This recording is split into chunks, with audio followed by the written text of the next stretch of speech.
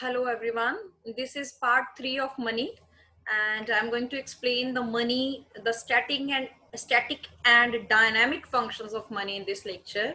And in the previous lecture we did about the origin of money, the functions of money and its money's definition, and now I'm going to explain the static and dynamic functions of money. मैं आपको बोलना चाहती हूँ कि before listening this lecture अगर आप functions of money को अच्छे से सुनेंगे तो ये समझना आपके लिए बहुत ज्यादा इजी हो जाएगा. So we are going to start with the static functions of money. सबसे पहले तो आपको ये पता होना चाहिए कि स्टैटिक फंक्शंस मनी के क्या बताते हैं. मनी के स्टैटिक फंक्शंस वो फंक्शंस हैं जो इकोनॉमिक सिस्टम को डायरेक्टली इन्फ्लुएंस नहीं करते. वो फंक्शंस जो मनी का काम है जो करना, वो मनी ने करना है. सो उसका इम्पैक्ट जो है हम इकोनॉमिक सिस्टम पे नहीं देख रहे स्टैटिक फंक्शंस में. So static functions of money refers to those functions which denotes that money does not actively affect economic system. इसमें हम वो फंक्शंस डिस्कस करेंगे जिसका एक्टिव इम्पैक्ट जो है इकोनॉमिक सिस्टम पे नहीं है, पैसिव इम्पैक्ट पड़ रहा है. दूसरे नंबर पे इम्पैक्ट पड़ रहा है, डायरेक्ट इम्पैक्ट नहीं पड़ रहा. सो ये फंक्शंस में आपके दो तरह के फंक्शंस जो आपने प्राइमरी फंक्शन और सेकेंडरी फंक्शंस ऑफ मनी में ऑलरेडी किए हैं, ये स्टैटिक फंक्शन बोले जाते हैं. सो आपके प्राइमरी फंक्शन थे मनी के medium of exchange and measure of value.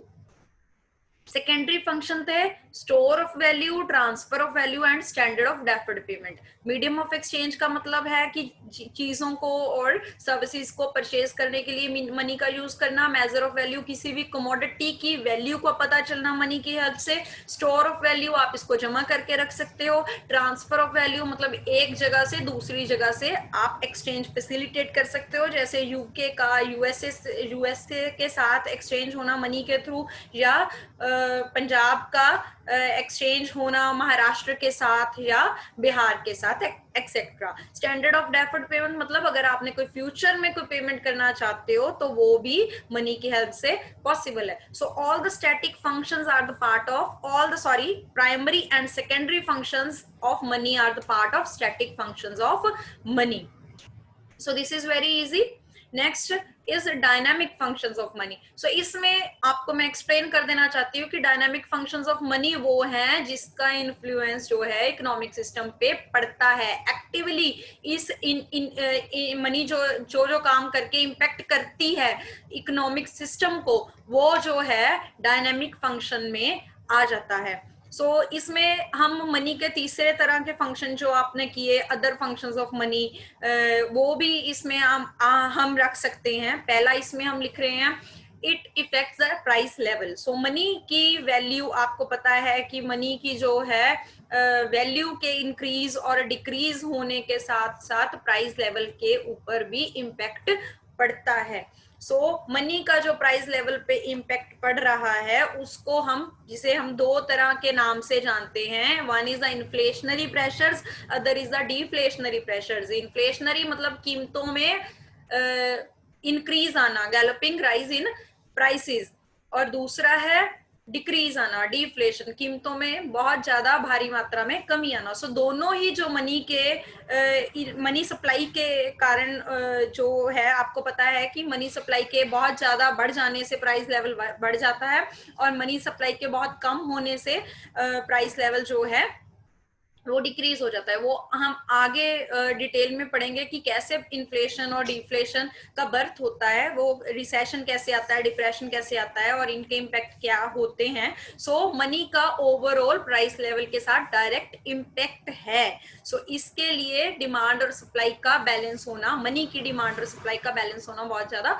जरूरी है. सो ये है पहला है इम्पैक्ट प्राइस लेवल पे. दूसरा है वॉल्यूम ऑफ प्रोडक्शन. जो भी चीजें पैदा होती हैं, प्रोडक्शन होती है, उसकी वॉल्यूम पे भी मनी का इम्पैक्ट होता है. मनी सप्लाई अगर ज्यादा है इकोनॉमी, जैसे लोगों के पास परचेजिंग पावर ज्यादा है तो वो डिमांड ज्यादा करते हैं, डिमांड ज्यादा करते हैं तो प्रोड्यूसर सप्लाई ज्यादा करते हैं. सो इस तरीके से एक बैलेंस, एक सर्कल चलता रहता है, सो वॉल्यूम ऑफ प्रोडक्शन पे भी मनी का डायरेक्ट इम्पैक्ट होता है। Sometimes availability of money economy में इतनी कम हो जाती है कि प्रोड्यूसर अगर प्रोड्यूस करना चाहता है तो उसको उसके पास ऑप्शन नहीं होते, उसके पास अवेलेबिलिटी ऑफ मनी नहीं होती। जैसे कि हम एक एग्जांपल इसमें कर सकते हैं, जैसे डिमोनेटाइजेशन का फेज आया था, तो उस फेज में वॉल्यूम ऑफ प्रोडक्शन पे बहुत ज्यादा बुरा असर पड़ा था, क्योंकि लोगों के पास प्रोडक्शन करने के लिए, इनपुट परचेज करने के लिए मनी की अवेलेबिलिटी की कमी हो गई थी।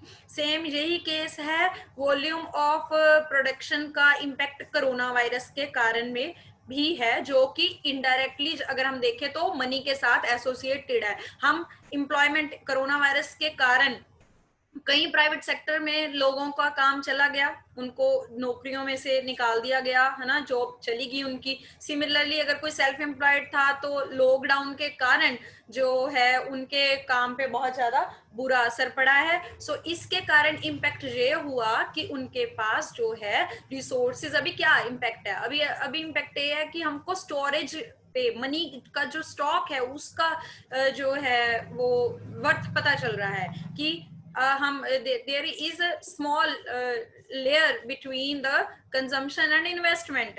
So वो है सेविंग। आपने कंजम्पशन कर ली, अगर आपने सेव करके नहीं रखा तो आप इन्वेस्ट नहीं कर पाओगे। सो इस टाइम पे से कंजम्पशन पे इम्पैक्ट सेविंग का पड़ रहा है। लाइक सेविंग अगर आपने नहीं की हुई तो उसके इम्पैक्ट में आप की इन्वेस्टमेंट पे, आपकी कंजम्पशन पे असर पड़ रहा है। सो इसमें क्या है, नेक्स्ट है distribution of wealth. Distribution of wealth, जितनी भी आपकी नेशनल इनकम डिस्ट्रीब्यूशन होती है वो जो है मनी टर्म में होती है। दैट इज की rate of interest, rent, then profit, ये सारी जो डिस्ट्रीब्यूशन होती है वो वेल्थ के फॉर्म में, डिस्ट्रीब्यूशन मनी की फॉर्म में होती है। नेक्स्ट है कंजम्पशन फैक्टर्स। जितनी भी इकोनॉमी में कंजम्पशन होती है वो मनी से इन्फ्लुएंस्ड होती है। अगर आपके पास है पैसा, आपके पास परचेजिंग पावर ज्यादा होगी, आपके पास अवेलेबिलिटी ऑफ मनी ज्यादा होगी और आप उसी तरीके से कंज्यूम भी ज्यादा कर सकते हो। सो मनी जो कंजम्पशन पे डायरेक्टली इन्फ्लुएंस जो है, जैसे कि हम बोलते हैं कि मार्जिनल प्रोपेंसिटी टू कंज्यूम जो है वो कंजम्पशन पे, मार्जिन प्रोपेंसिटी टू कंज्यूम जो है वो आपकी इनकम पे डिपेंड करती है। Higher the level of income, higher will be the level of consumption. So similarly, higher the level of profit, higher the level of consumption or marginal propensity to consume. Next, higher the level of money supply in the economy, higher will be the level of marginal propensity to consume. So directly consumption जो है वो money पे depend होती है. So these are the static and dynamic functions of money. In short, effect on price level, जो inflation is caused by increase in amount of money in circulation. Effect on rate of interest, rate of interest भी जो है money supply से influenced होता है। जैसे कि हमने पता है कि interest rate decrease with increase in money supply, negative relationship है। नेक्स्ट है effect of on utilization of resources. अगर आपके पास मनी होगी तो आप यूटिलाइजेशन ऑफ रिसोर्सेज अच्छे तरीके से कर सकते हो, otherwise there is difficulty in the level of investment. Next है इफेक्ट ऑन गवर्नमेंट एक्सपेंडिचर। सरकारी खर्च पे भी मनी का बहुत सारा इम्पैक्ट होता है। जैसे कि डेफिसिट फाइनेंसिंग जो है गवर्नमेंट जब करती है, अपने डेफिसिट को, अपने घाटे को पूरा करने के लिए जब गवर्नमेंट नए नोट को छाप देती है, गवर्नमेंट लोन ले लेती है या डेफिसिट फाइनेंसिंग करती है, तो उसमें गवर्नमेंट के एक्सपेंडिचर पे भी इम्पैक्ट पड़ता है। इसका भी आपने कारण पढ़ा है कि डेफिसिट फाइनेंसिंग जो है डायरेक्टली इन्फ्लेशन को बर्थ दे सकती है। सो इन्फ्लेशन में हम ये सजेशन देते हैं एज एन इकोनॉमिस्ट कि इन्फ्लेशन के टाइम पे डेफिसिट फाइनेंसिंग गवर्नमेंट को नहीं करनी चाहिए। So next distribution of income, मैंने ऑलरेडी इसको बहुत डिटेल में एक्सप्लेन किया है। Last but not the least, I want to rewind it that firstly we discuss about the origin, then definition, then functions of money, then among the functions of money in detail we specifically discuss in this lecture the dynamic and static functions of money. There can be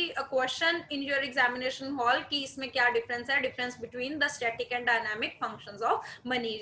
इनके कोई भी feature पे आपको कोई, अगर आप कोई paper exam दे रहे हो आप बैंक का या कोई भी, तो इनके फंक्शंस के बेस पे भी आपको क्वेश्चन वहां पे भी आ सकता है. Thank you. With this this lecture is over. Thank you so much.